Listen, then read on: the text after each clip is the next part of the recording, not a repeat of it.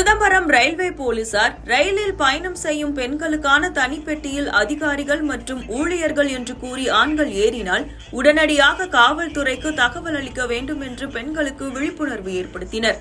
மேலும் தகவல் அளிக்கும் பெண்களின் ரகசியம் பாதுகாப்பாக இருப்பதாகவும் உறுதியளிக்கப்பட்டது.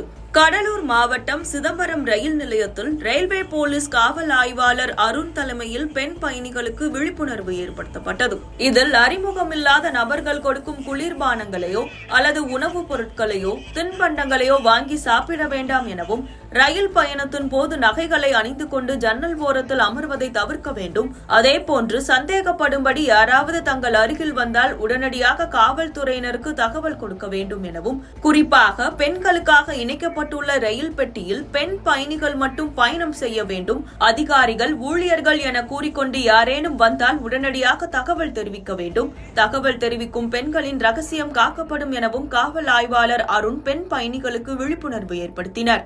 இதில் கல்லூரி மாணவிகள், பொதுமக்கள் என திரளாக பங்கேற்று அவர்களது சந்தேகங்களை கேட்டறிந்து சென்றனர். குறிப்பாக பெண்களுக்காக 9962500500 என்ற எண்ணில் வாட்ஸ்அப் குழு அமைக்கப்பட்டுள்ளது.